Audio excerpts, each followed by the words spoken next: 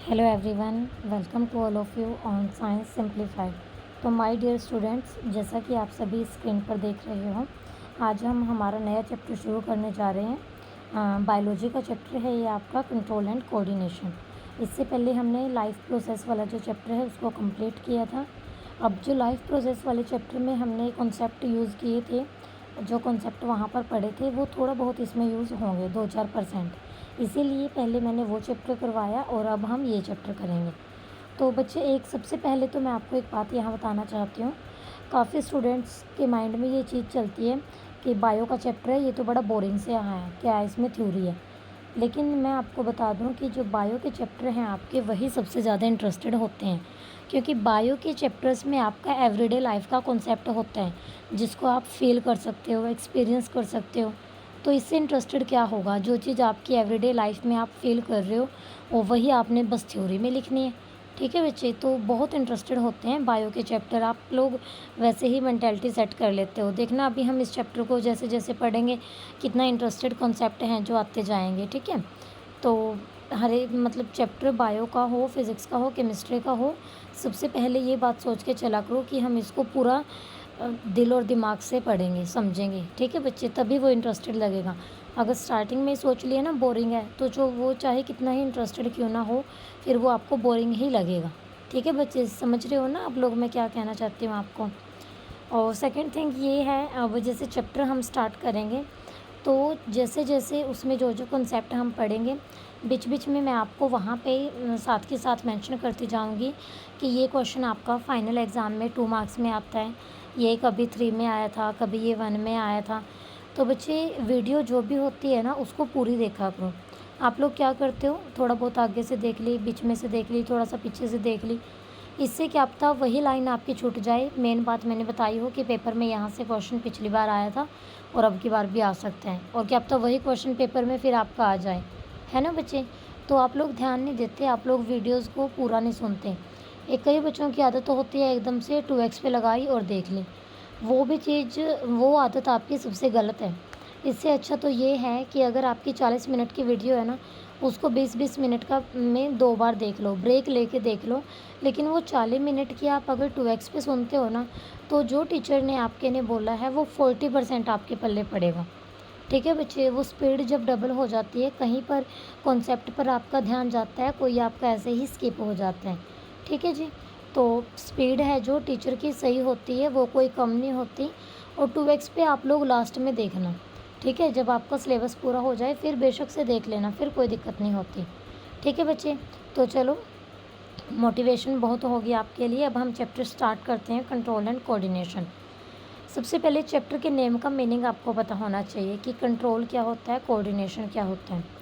तो जैसे for example आप लोग अपने ग्राउंड में जाते हो, वहाँ पे खेलते हो, है ना, और खेलते खेलते सपोज़ आप लोग गिर जाते हो, आपको चोट लगती है। तो आप जो गिरे हो, एकदम से जो आपको वो चोट लगी है, पता लगा है ना आपको, आपके नर्वस सिस्टम ने आपको सिग्नल दिया है कि आपको चोट लगी है, पेन हुआ है ना। All that is control and coordination. ठीक है, कई बार घर पे कोई गलती कर देते हो, अपने मदर से फादर से पिटाई हो जाती है, गाल पे थप्पड़ पड़ता है आपको, तो वो जैसे ही थप्पड़ पड़ता है, कुछ अंदर से फील होता है ना, वो जो फील होता है वो किसकी वजह से होता है, that is all about control and coordination. Interested है ना, देखो अब आपको पता लगेगा, है ना, कि कैसे होते हैं कॉन्सेप्ट है जो रिलेटेड डेली लाइफ से। तो देखो चलो हम ये स्टार्ट करते हैं एनसीईआरटी की लाइन टू लाइन।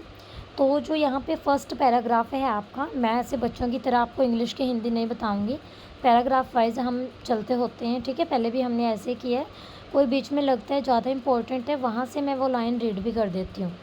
ठीक है, तो आपने क्या करना है, एक तो मेरे साथ साथ जो मैंने चीज़ें बोली, आपने अगर मैं बोलती हूँ ना कि हाँ इसको ऐसे पढ़ो, बोलो, लिखो, तो वो चीज़ बच्चे साथ के साथ करनी है आपने। ठीक है मेरे बच्चे, तो देखो यहाँ जो फर्स्ट पैराग्राफ है इसने क्या बताया है कि हमने जो पिछला चैप्टर पढ़ा था ना लाइफ प्रोसेस का, हमने उसमें ये पढ़ा था कि हम अपनी लाइफ के जो हमारी प्रोसेसेस होती हैं उसको मेंटेन करके रखते हैं। ठीक है, और उसी को लाइफ प्रोसेस बोलते हैं कि जो मेंटेनेंस होती है फंक्शंस की। अब यहाँ पे हम क्या करते हैं, हमने वहाँ पे कॉन्सेप्ट यूज़ किया था अलाइव का, कि हम कैसे देखते हैं कोई चीज़ ज़िंदा है नहीं है।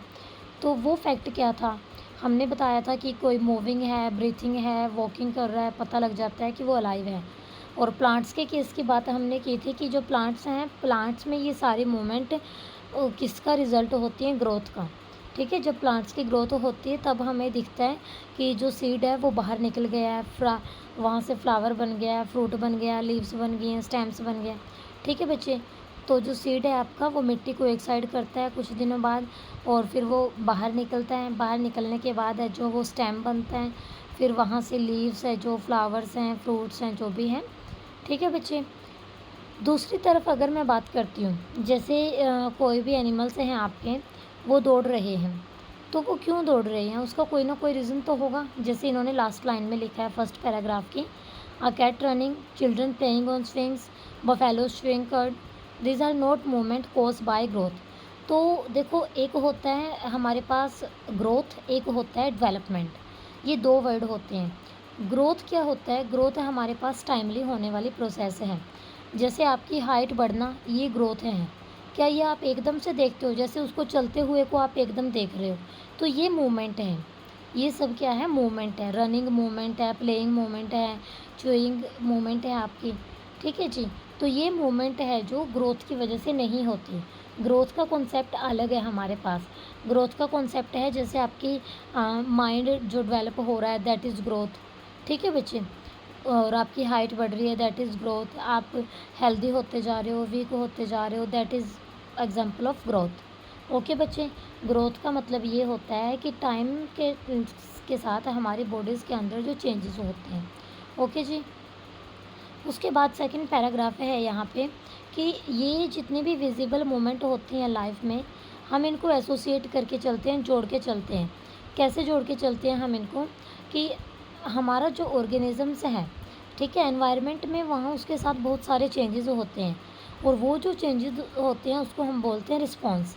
ठीक है, रिस्पॉन्स कैसे, अब जैसे कैट अगर भागी है, बिल्ली अगर दौड़ी है, तो उसने कुछ ना कुछ तो देखा होगा, उसको देख के ही दौड़ी है। आपको सबको पता है कि बिल्ली मौसी क्या करती है, चूहे के पीछे दौड़ती है। ठीक है जी, तो मे बी उसने चूहा ही देखा हो, चूहा देखते ही उसने रिस्पॉन्स दिया, तो वो जो चूहा दिखा, अब चैप्टर में आगे वर्ड आएगा स्टिमुलाई, स्टिमुलस।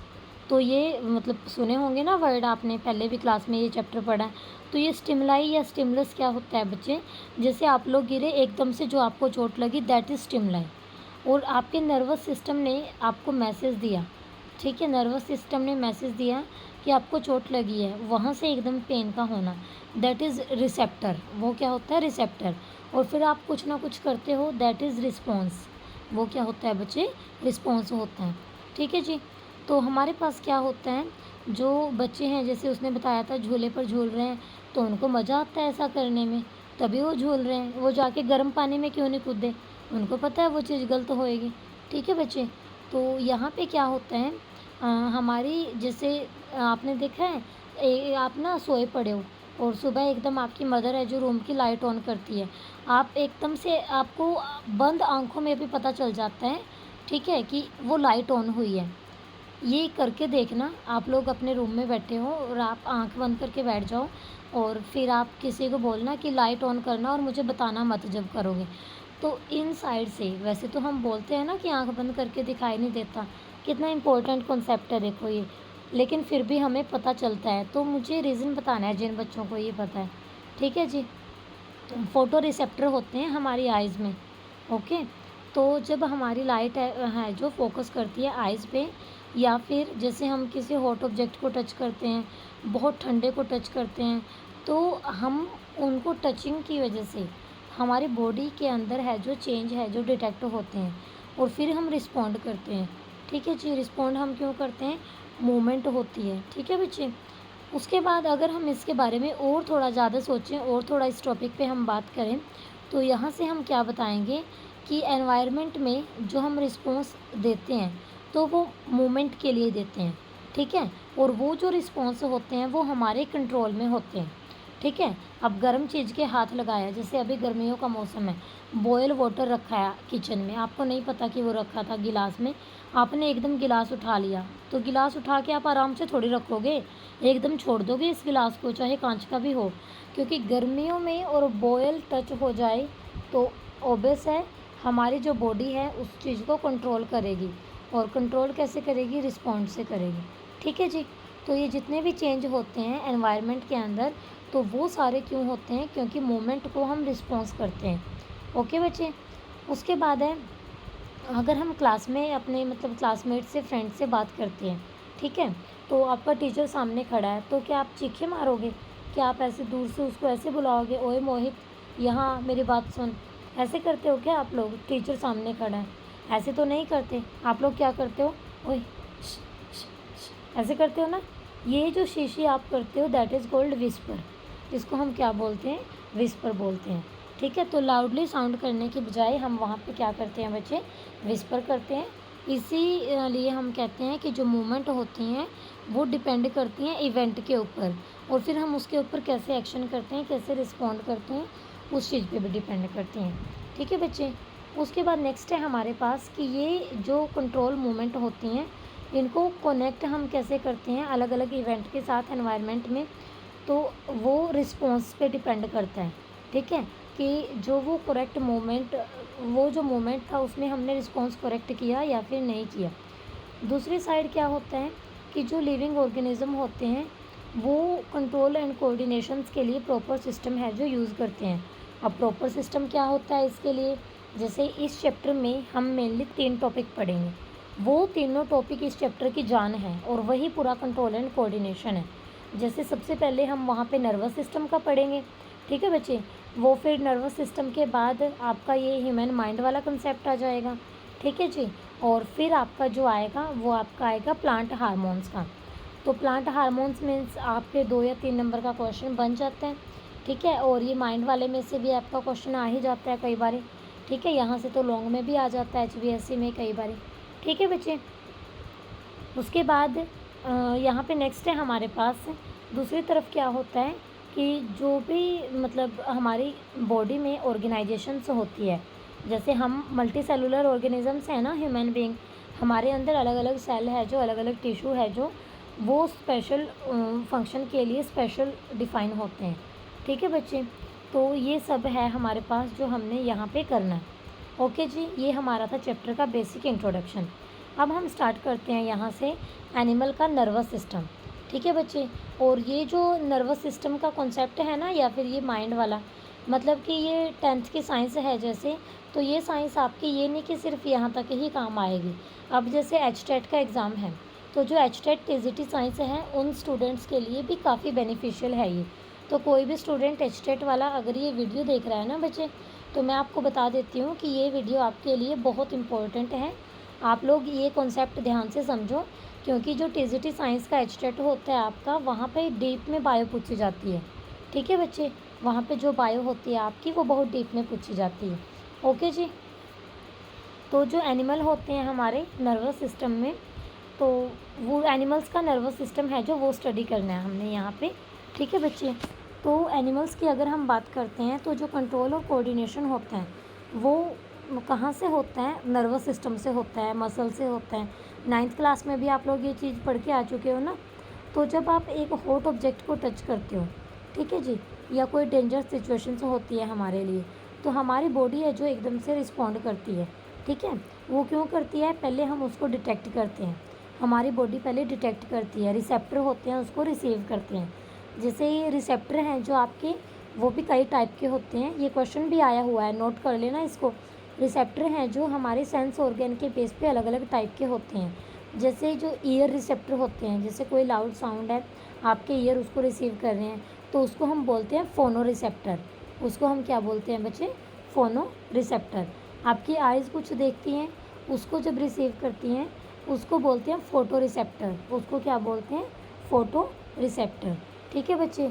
और जैसे आप कहीं से जा रहे हो, एकदम से गंदी स्मेल आपको कोई आती है, आप लोग सबसे पहले ऐसे नाक पे हाथ रखते हो। क्यों रखते हो आप लोग ऐसे? क्योंकि आपको पता है कि यहाँ से ही जो स्मेल है डिटेक्ट हुई है। इसको हम बोलते हैं ओल्फैक्टरी रिसेप्टर। क्या बोलते हैं हम इसको? Olfactory receptor.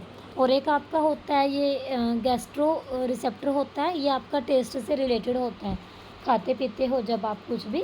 ठीक है बच्चे। एक और होता है ये आपका स्किन वाला, उसका नेम अभी मुझे ध्यान नहीं आ रहा। स्किन वाला भी होता है। चलो मैं बता दूँगी आपको नेक्स्ट क्लास में जो स्किन वाला रिसेप्टर होता है। ये रिसेप्टर वाला क्वेश्चन बहुत इंपॉर्टेंट है भाई, आपके 1 मार्क्स के लिए, 10th स्टूडेंट्स और एचटेट के लिए भी। तो उसके बाद नेक्स्ट है हमारे पास कि हम कैसे डिटेक्ट करते हैं कि जब हमने हॉट ऑब्जेक्ट को टच किया तो ये जो पूरी इन्फॉर्मेशन होती है, हमारा जो एनवायरनमेंट होता है इसको डिटेक्ट करता है हमारी नर्व सेल की हेल्प से। ठीक है जी। नर्व सेल क्या होती हैं? नर्व सेल क्या होती हैं? तंत्रिका कोशिकाएं। तंत्रिका कोशिकाएं होती हैं नर्व सेल। नर्वस सिस्टम अभी पढ़ेंगे ना, नर्व सेल से मिलके बनता है। ये साइड में देखो आप लोग डायग्राम देख रहे हो, ये न्यूरॉन की स्ट्रक्चर है पहले आपके पास, और फिर ये न्यूरोमस्कुलर जंक्शन दिखा रखा है। ठीक है, न्यूरॉन की स्ट्रक्चर बहुत इंपॉर्टेंट है बच्चे। न्यूरॉन का डायग्राम आ जाता है आपके पास 3 मार्क्स में लेबलिंग के साथ। ठीक है, तो ये नोट कर लेना, HBSC में न्यूरॉन का डायग्राम बहुत बार पूछा हुआ है।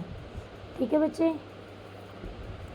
उसके बाद है हमारे पास क्या होता है कि ये बता रखा है गस्टेटरी रिसेप्टर है जो, ये क्या करते हैं हमारे पास टेस्ट को डिटेक्ट करते हैं। ठीक है बच्चे। और जो इनर ईयर, नोज़, टंग ये हो गए। ओल्फैक्टरी जो रिसेप्टर होते हैं ये आपके स्मेल को डिटेक्ट करते हैं। ठीक है बच्चे। उसके बाद यहाँ पे जो नेक्स्ट पैराग्राफ है हमारे पास सेकंड है जो ये दिस इन्फॉर्मेशन से है।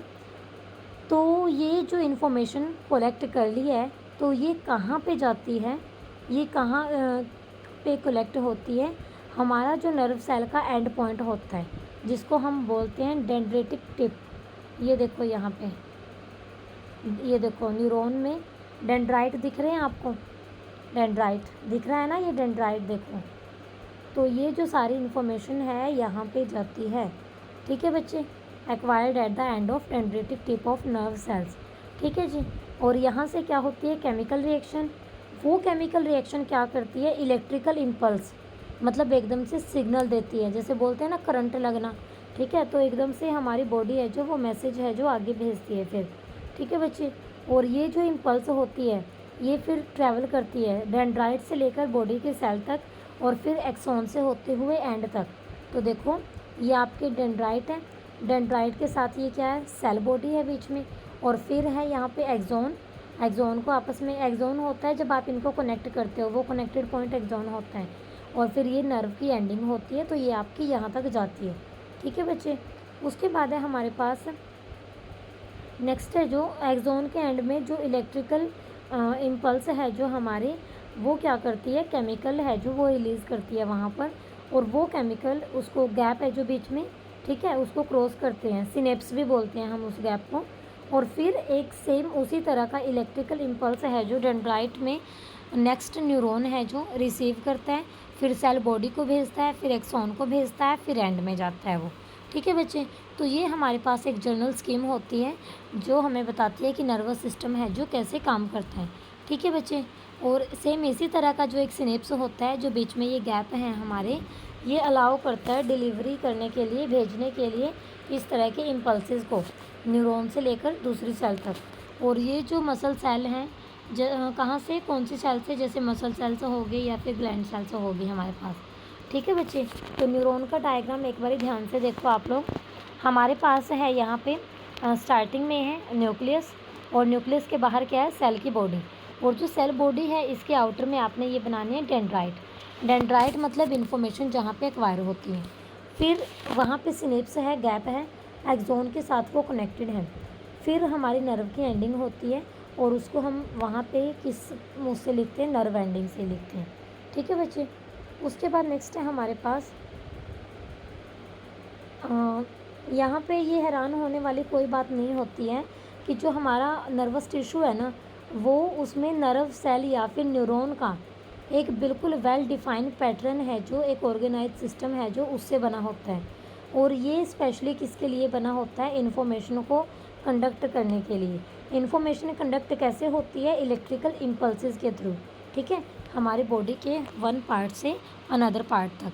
अब जैसे इसने बोला है कि लुक एट फिगर 6.1a, ये डायग्राम देखो बच्चे, जो 6.1a है ये है स्ट्रक्चर ऑफ न्यूरॉन, और जो सेकंड डायग्राम है यहाँ पे आपका बी, ये है न्यूरो मस्कुलर जंक्शन। ठीक है, जो एक्सोन है और जो हमारी मसल्स फाइबर हैं ठीक है। मसल्स फाइबर में फिर कैपिलरी दिखा रखे हैं। जो आपका एक्सोन का एंड पॉइंट है वो आपके मसल्स फाइबर के साथ कनेक्ट हो रखा है।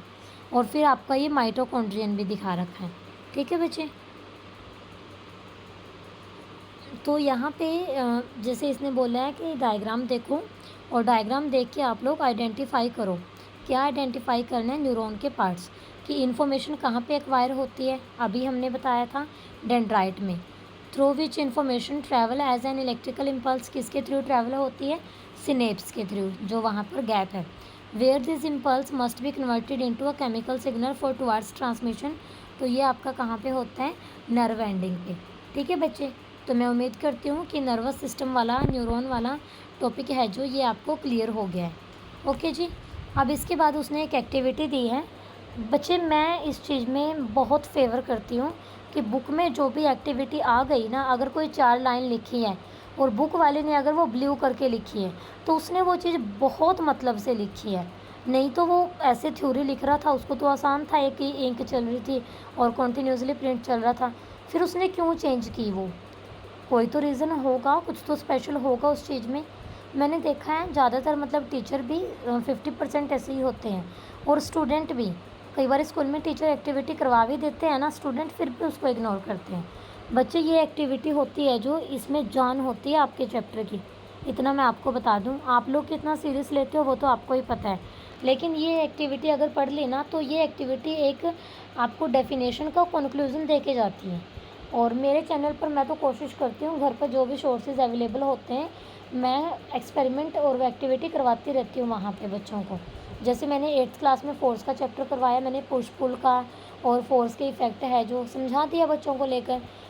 उसमें मैंने फोर्स वाला कॉन्सेप्ट करवाया था, उसी में हमारे पास एटमॉस्फेरिक प्रेशर का वो कॉन्सेप्ट आता है, वो भी मैंने करवा दिया, एक्सपेरिमेंट करवा दिया उसका। अभी 10th क्लास का मैंने आपका एक स्टोमेटा वाला एक्सपेरिमेंट करवाना है। ठीक है, बस वही पेंडिंग है आपका। विदिन 1-2 डेज़ वो चैनल पर अपलोड कर दूँगी मैं ज़रूर। ठीक है बच्चे। और एक मैंने आपका इलेक्ट्रोस्टैटिक फोर्स वाला करवाना है, ये आपका +2 में भी आता है, 8th-9th में भी आता है, बैलून वाला। ठीक है बच्चे। तो एक्टिविटी जो भी होती है ना उसको ध्यान से सुना करो, वो किस कंक्लूजन की तरफ जा रही है। तो एक्टिविटी बहुत इंपॉर्टेंट है। जैसे एक छोटी सी बात है, बॉयज़ तो नहीं करते लेकिन गर्ल्स बहुत करती हैं। ये नोटबुक बनाते हो तो मेन हेडिंग जो होती है उसको आप लोग पेन का कलर चेंज करके फिर लिखते हो, करते हो ना ऐसे ही। तो अब उसमें बुक वाले ने भी तो पेन का कलर चेंज करके कुछ यहाँ अलग किया है। तो सोचो ये चीज़ कितनी इंपॉर्टेंट होगी, अगले ने इतनी मेहनत कर रखी है। तो देखो अब सुनो क्या है। उम्मीद करती हूँ कि आपको समझ आया होगा एक्टिविटी कितनी इंपॉर्टेंट होती है ना। तो वो बोल रहा है कि put some sugar in your mouth, how does it taste. आपने मुंह में चीनी ली तो सबको पता है, ये तो नहीं कहोगे कड़वी है या तीखी है, सबको पता है चीनी का टेस्ट कैसा है, मीठा है। Block your nose by pressing it between your thumb and index finger, now eat sugar again, is there any difference. तो अगर आपने आपकी नाक को वैसे बंद कर लिया, देखो मैं नाक को बंद करना बताती हूँ। हाथ ऊपर करो, एक अंगूठा और एक उंगली और उसके बीच में नाक को बंद कर लो और फिर आपके मुंह में चीनी लो, चीनी को खाओ। तो क्या चीनी के टेस्ट में कोई फ़र्क आया? अब भाई पहले वो मीठी थी अब वो नमकीन होगी। मुझे बताना कमेंट करके किसकी नमकीन हुई है। ठीक है जी। While eating lunch, block your nose in the same way and notice if you can fully appreciate the taste of the food you are eat। तो ऐसे ही जब आप लंच करते हो उस टाइम पे भी आपने यही काम करके देखना है। ठीक है जी। तो फिर ये बोल रहा है, is there a difference in how sugar and food taste if your nose is block. तो क्या यहाँ पर कोई डिफरेंस है कि जो आपका शुगर है या फिर फूड है उसका जो टेस्ट है वो बदल गया हो? इफ़ सो, अगर ऐसा है, why might this be happening. तो टेस्ट आपका टेस्ट बर्ड से आ रहा है, गैस्ट्री रिसेप्टर से आ रहा है, नाक को बंद करने से टेस्ट पे क्या फ़र्क पड़ेगा, बताना ज़रा मुझे। Read and talk about possible explanation for this kind of differences. तो ये जो इस टाइप के क्वेश्चन होते हैं ना, इसको आपने अपने आप करके समझना है। Do you come across a similar situation when you have a cold. अच्छा, जब आपको जुकाम हुआ होता है, ठीक है, और घर में कुछ बन रहा होता है, सपोज हलवा ही बन रहा है ना, और आपकी मदर आपको बोल देती है बेटा स्मेल आई आटा भूनने की। ऐसे ही करते हैं ना, पहले घी के अंदर आटा भूनते हैं उसमें। ठीक है, तो मदर आपको बोल देती हैं कि बेटा आपको कोई स्मेल आई और आपके हो रहा है जुकाम। आप कहोगे नहीं मुझे तो नहीं आई। मदर बोल रही है मुझे तो स्मेल आ रही है, इसे क्यों नहीं आ रही, फिर नहीं भुना होगा, मुझे वैसे ही आ गई होगी, और आप उस चक्कर में उनका वो जो आटा है वो जलवा ही देते हो। ठीक है बच्चे,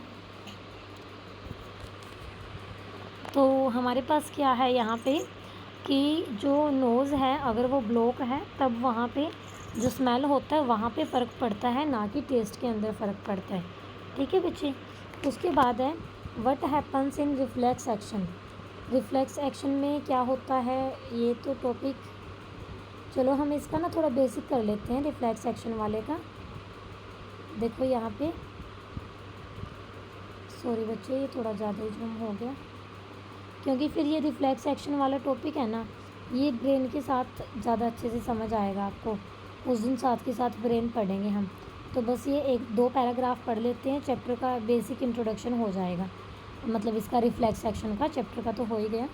ठीक है, ये 2 पैराग्राफ पढ़ लेते हैं और नेक्स्ट क्लास में फिर मैं उसको रिवाइज़ करवा दूँगी आपको। तो देखो रिफ्लेक्स वर्ड का मीनिंग क्या है। रिफ्लेक्स का मीनिंग होता है, जैसे अभी बताया था आपको, वो एकदम से चोट लगना, तो एक रिफ्लेक्स एक्शन हुआ, आपको महसूस हुआ वो। ठीक है, तो रिफ्लेक्स वर्ड हम कॉमनली बहुत यूज़ करते होते हैं एकदम सडन जब कोई एक्शन होता है। ठीक है, और एनवायरनमेंट में फिर हम उसको रिस्पॉन्स करते हैं, that is called reflex action. जैसे एग्जांपल दे रहा है, we say I jumped out of the way of the bus reflexively, एकदम से हम बस से कूद गए। I pulled my hand back from the flame reflexively. ठीक है, आग के आगे हाथ लगा, आंच के आगे हाथ लगा, एकदम से वो पीछे करना, तो वो जो हाथ का एकदम से पीछे करना है, वो हीट जो फील हुई और एकदम से जो पीछे करना है, that is reflex action. I was so hungry my mouth started watering रिफ्लेक्सली।